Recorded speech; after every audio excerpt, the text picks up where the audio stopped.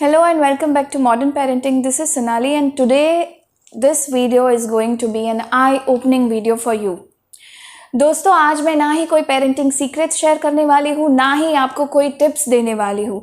आज का वीडियो जो है वो आपके लिए बहुत ही इम्पॉर्टेंट साबित हो सकता है।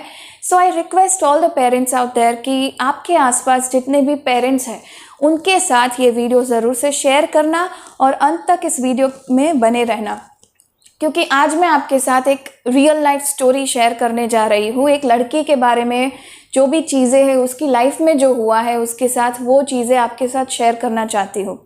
आज तक मुझे लगता था कि मैं जिस जगह पर रहती हूँ, जिस शहर में रहती हूँ, वहाँ पर ना ज़्यादा मैंने मोलेस्टेशन के या फिज़िकल असॉल्ट के ऐसे कोई किस्से नहीं सुने थे, और स्पेशली किड्स के साथ तो नहीं सुने थे। थोड़े दिनों के पहले ही मैंने एक लड़की से उसकी ज़िंदगी में जो जो हुआ है उसके बारे में सुनकर मुझे बहुत ही मैं डिप्रेस्ड हो गई थी, और मुझे लगा कि इसके बारे में ना मुझे सारे पेरेंट्स को एक बार अवेयर करना मेरी ज़िम्मेदारी है, और मैं चाहती हूँ कि मैं ये बात बहुत सारे पेरेंट्स के साथ शेयर करूँ। तो I urge all of you to share this video maximum. दोस्तों कहानी को इजी रखने के लिए मैं उस लड़की का नाम ऑब्वियसली आपके साथ मैं आइडेंटिटी शेयर नहीं कर सकती हूँ, लेकिन उसकी परमिशन के साथ उसकी लाइफ में जो जो हुआ है वो मैं आपके साथ शेयर करना चाहती हूँ। तो कहानी को इजी रखने के लिए हम लोग ना उस लड़की का नाम अंतरा रखते हैं। अंतरा आज 22 साल की हो चुकी है और आज वो अच्छे से जॉब कर रही है, उसकी लाइफ में वो सक्सेसफुल है, लेकिन आज तक उसकी लाइफ में जो जो हुआ है उस चीज़ से वो बाहर नहीं आ पा रही है, और इसी वजह से वो आज बहुत सारे सेशंस कर रही है, थेरेपीज़ ले रही है, काउंसलर के पास उसे जाना पड़ता है, क्योंकि उसकी लाइफ में जो हुआ है उससे वो बाहर नहीं आ पा रही है। 22 साल की उम्र है आज उसकी, लेकिन उसके साथ उसकी लाइफ में 3 बार मोलेस्टेशन हुआ है। दोस्तों 3 बार उस लड़की के साथ मोलेस्टेशन हुआ है और उस चीज़ से वो लड़की बाहर नहीं आ रही है। इसके साथ साथ मैं आपके साथ ये भी शेयर करना चाहती हूँ कि जो हुआ है उसकी लाइफ में उसके बारे में ना ही उसके पेरेंट्स को आज तक पता है। So this video is specially to tell all the parents out there कि हमें ना पेरेंट्स बनने के बाद थोड़ी सी अवेयरनेस होनी बहुत ज़रूरी है। बच्चों को भी ये जो सारी चीज़ें हो रही है आसपास उसके बारे में थोड़ी सी नॉलेज देनी बहुत आज ज़रूरी बन गया है, क्योंकि कभी भी किसी के साथ भी कुछ भी हो सकता है। लड़का है या लड़की, इससे आज कुछ ज़्यादा फ़र्क नहीं पड़ता है, क्योंकि सभी के साथ कुछ ना कुछ गलत हो रहा है। स्पेशली बच्चों को इसके बारे में पता नहीं रहता है, और इसीलिए मैं चाहती हूँ कि आप सब भी इस चीज़ को ना दिमाग में रखें, ताकि आपकी लाइफ में भी आप बच्चों को ना थोड़ी सी अवेयरनेस दे पाए। और इसके साथ साथ पेरेंटिंग में सबसे ज़्यादा जो ज़रूरी होता है वो होता है एक बच्चे के साथ माता पिता का बॉन्ड। वो लड़की आज तक अपने पेरेंट्स के साथ चीज़ें शेयर नहीं कर पाई है, क्योंकि उससे कहीं ना कहीं वो जो बॉन्ड रहता है पेरेंट्स और बच्चों के बीच में, दैट इज़ मिसिंग। अभी बात करते हैं उस लड़की के साथ हुआ क्या था। अंतरा के साथ जब पहली बार फिज़िकल असॉल्ट उसका किया गया तब वो सिर्फ़ और सिर्फ 2nd स्टैंडर्ड में थी, और तब उसके हिंदी टीचर ने उसके साथ जो भी किया उससे वो लड़की जब छोटी थी, हम सब समझ सकते हैं कि 2nd स्टैंडर्ड में कैसे बच्चों का दिमाग रहता है, बहुत ही कोमल रहता है। तो उस चीज़ से वो बहुत ज़्यादा डर गई थी, और उस स्कूल से ही वो स्कूल से ही निकल गई। उसने दूसरी स्कूल में एडमिशन लिया। Her Hindi teacher, where she was studying in school, Hindi teacher assaulted her and she was very much scared. वो इस चीज़ को अपने पेरेंट्स के साथ तब भी शेयर नहीं कर पाई थी, क्योंकि वो समझ ही नहीं पा रही थी कि उसके साथ हुआ क्या था। She was assaulted, she was molested.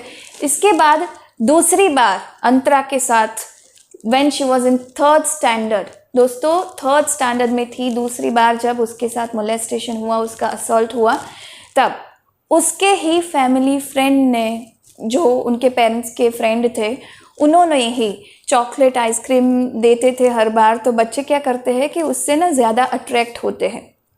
इसी चीज़ का फ़ायदा उठाकर उस लड़की के साथ उसको ना मोलेस्ट किया, इससे भी उस लड़की को बहुत ही धक्का लगा, she was not able to get out of it.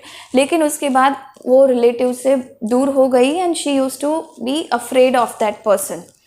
लेकिन उस चीज़ को भी वो अपने पेरेंट्स के साथ शेयर नहीं कर पाई।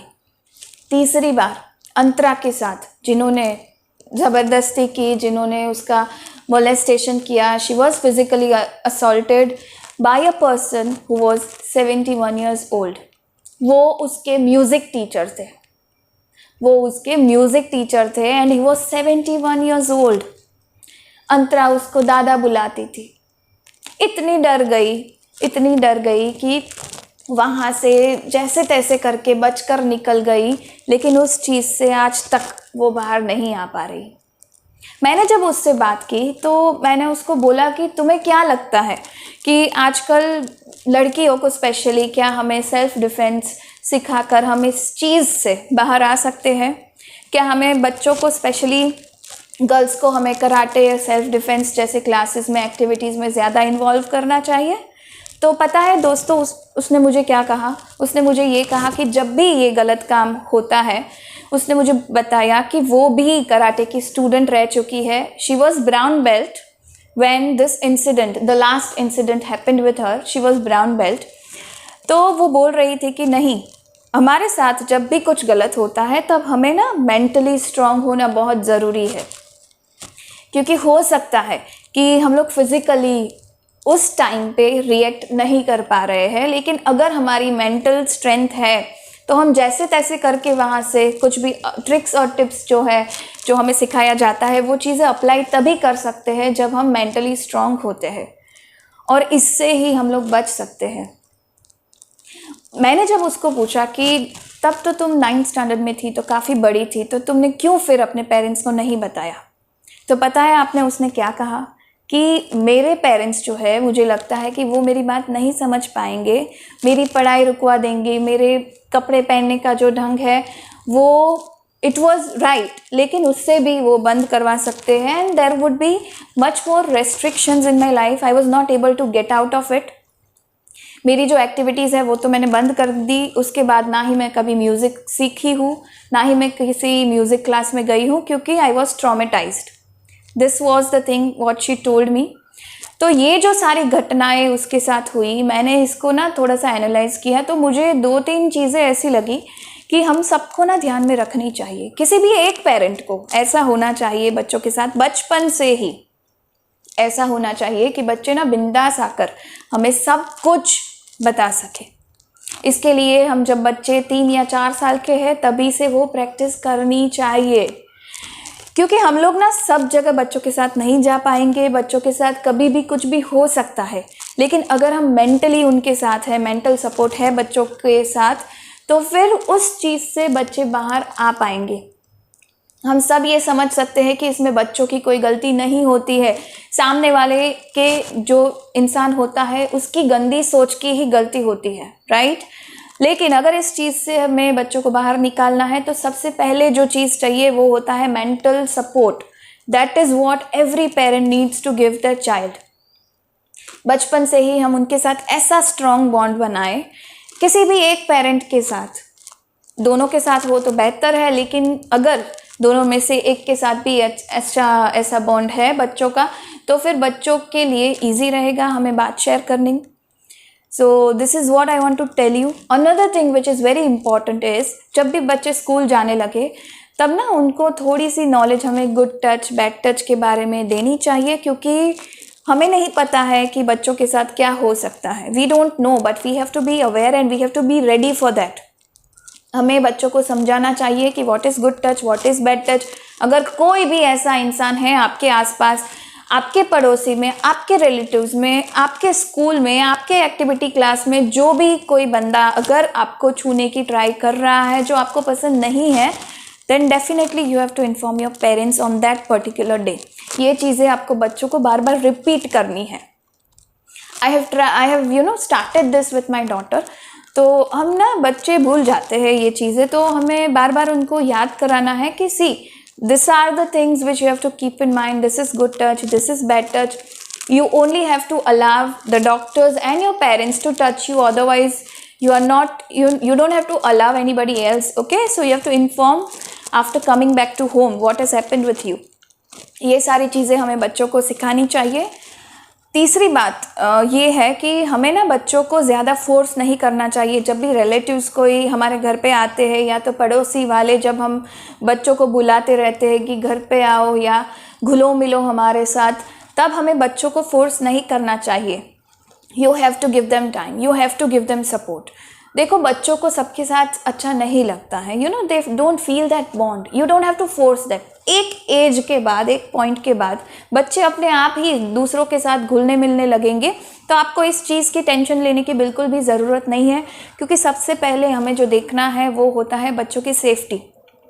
ओके, हम बच्चों को ये भी सिखाते हैं कि आप ना किसी से चॉकलेट, आइसक्रीम वगैरह, कुछ टॉयज़, ये सारी चीज़ों के बारे में आप दूसरों के साथ इंटरेक्ट मत करो, उससे कुछ लो मत। ये सारी चीज़ें तो सारे पेरेंट्स शायद से सिखाते होंगे, लेकिन आपको इसके साथ साथ सारी जो बेसिक नॉलेज है, अगर बच्चा टीनेजर है तो आपको उस हिसाब से उनके साथ सेक्स एजुकेशन के बारे में, सेक्स के बारे में openly you have to talk about it, ताकि बच्चे किसी के भी जाल में ना फंसे। ये हम ट्राई कर सकते हैं हमारे एंड से। बाद में तो जो भी हो सकता है बच्चों के साथ वो हम सोच भी नहीं सकते हैं कि कब किस रूप में हमारे बच्चे जो है वो किसी मुसीबत में फंसे। So I want all of you to note these points, to be aware about certain things, to be aware about the activities that are happening around us. I want each and every child to be safe, and that's my only point for today's video. So that's all from my side. Be safe, keep your kids safe, and keep that mental stability with you. You have to be mentally strong, you have to be mentally prepared, you have to be ready for everything. You don't have to think कि हम कैसे बच्चों के साथ ये सारी बातें करें, क्योंकि अगर हम एज पेरेंट्स बच्चों के साथ बात नहीं करेंगे तो कोई और उसका फ़ायदा उठाकर चला जाएगा। So that's all from my side for today. See you in my next video. Till then, happy parenting. Thank you.